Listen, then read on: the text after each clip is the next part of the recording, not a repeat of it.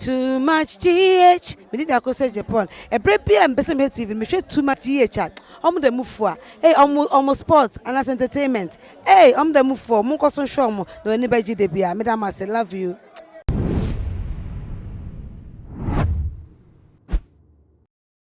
Ebusiafo mema obibia akwaba sonkon ede ebatuma GH eso Ghana wahala dwumadie ena ebre asosemo sonfo munuaba ekwesi kapa enenso mede ebebeso mo woye fidi kesi yi eso na munim se meji medwa se dia na chese ensemo a ekotwi ekobre man ena mede ebeso mo sabre na ebusiafo ene de die ensemo abepie mu apono eso edie esoweni ensese ye ka ede echo say yenuaba bi waba bontin na ne nsem ode betu edwa nyina ne say enuoma 2020 wo ye enuoma chese efri ne mofa se wapre ho ase de mpempenso waduro no ho sesisi wanyini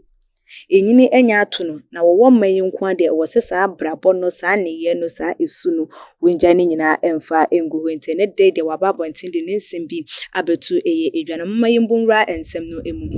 I won't beef with Mzbel and Kennedy again. Na busiafo wa wo hwa hwan ene de nsem we betu eja. Yeya yenkasa yenuaba an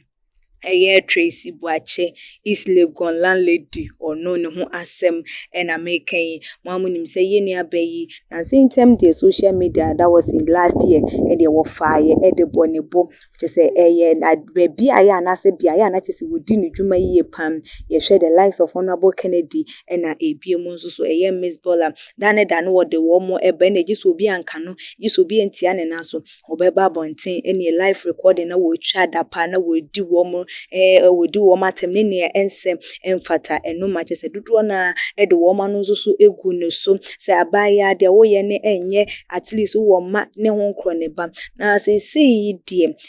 that was on the 17th of January nyame na dom edi mfinhia baako ka ne mfie ho ma wo no so o'clock year to year 30 enti sesi a wo se wadru year 30 years nko ade ne omabi wo ho no mu a ojai ne omabi wo ho no wo se won fanye den ento efom na wonte nani emfa enhwe ne ma a wawo mo ewo echi na wodi mfonyi bi ebebeto ho no nenum na wo cho ase ese I have promised myself that at age 30 with 2 beautiful kids I won't respond to any depressed people on social media again. And I'm still sticking to my words. Happy birthday to me. #Tracey Boakye at 30. We ene yenuaba na ye maame nensem wodi etu edwana chese enya ade sisisi no obi a bebeka na obi fi obi a wonso obi a esusisi esan se wa hye ne ho bo omo obi a we depressed e social media so memeka no e ma ne nu nti na akomo ma e ma ne memeye ne ho fi ma ne menu ne ho na later on oba ababa bepa acho enu ne nsem asisi wode abeto abonten no den se we beto abonten na dodo na kase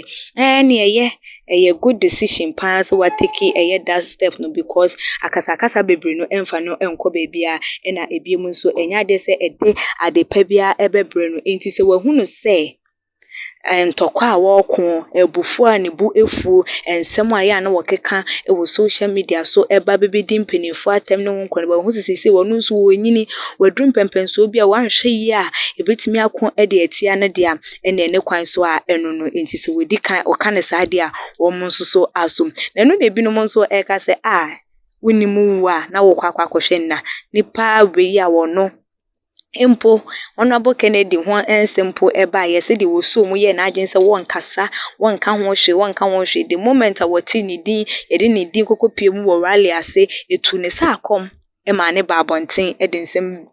wo chese wo bebe ye papa yi se popra enti we die wo mu endi se obetimi astake to ne west na wo kana na se ne nsem na wo kana na ewuziafo won suso se na wo hu no esifa wugidi se yenuaba yi de waka ene nsem ode atudwe obetimi edi so anase ontimi endi so se na eti bia na ebusia Yɛhwɛ animu sɛ ebetumi abasa nti fa wadwenkyerɛ wo fa nsɛm ho ɛbra ɛwɔ tuma GH comment section ebi mu nso like videos na share ɛwɔ all the social media platform so follow yɛn ɛwɔ yɛ IG page ɛne yɛ Twitter page so atuma GH _ na mede esi nnwumako bi ɛna so yɛasɛm yɛde adwumadie ɛbɛbɛ so mabrɛ ɛne abrebia Mama Juliet Ventures ɛba no enchance papa wo ba wo de besiesie wo kitchen dia yɛ maame ɛwɔ akadie no nyinaa de hia ne sɛ wo bɛfa ne number anaso beba ne na se ewo eye abeka La Paz delivery a wo beye ede ama ne true things nso so ewa hanom se ye wasi wudan ewie na aka enchense ade bobo edan eso ede wo mo ewo ho ede ma wo se wonso so betimi afre wo mo no ma be disa adwuma no ede ama wo loan master enso aba bepiem wo hanuma waba ede ama aban adwumayefo say monso so mombra na eni ehye so sika efa controller na wo affordability nkwa de wo interest rate no wo form say wo betimi ne wo ede dwuma na wo sika wo pen wonso wonsa etimi aka na dwumadi a eda wanim no wonso wetimi edi no pepe na ebusuafo mekai mo ebiem say covid-19 no enko ye kra still oda so wo ye ntema ehu behia say ye nose mask ye behye ye hand sanitizers all the time ye pia ye de ebehye ye ho se de ebe ya ye nso ye ntimi enko contacting nkofo mo wo yare ni bi ne nso ofe nkonkoma ye busua form na ebiem so wo hronsa and the running water because they say no said the enioma ekon ye nya agen say anase wo migidi pasa wo nya wagen so person ko lockdown nti ye yesa ede eboa eno nso so ebetimi edudwuma ede amaya ha ena mede yedwumadie no esi ekeskapa ene mede dasane ye besan ehia ebi makramo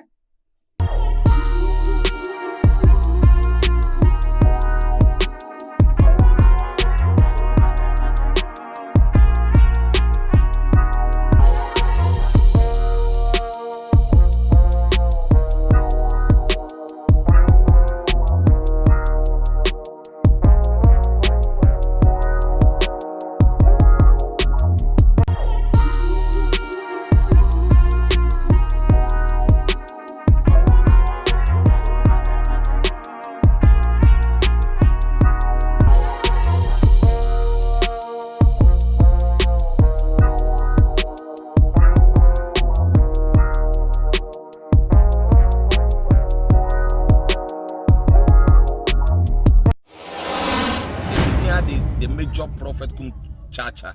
on say me catch was say bomoden na hwe too much GH on say me kan ye nya ne bone pa na kase ye pe wo wiase ya asondin ti na adam wo hu nyame ye no nyam no wo hu ne ma bi a wo hwehwehwehwe e wo other place ne ade kat won na bomoden na be hwe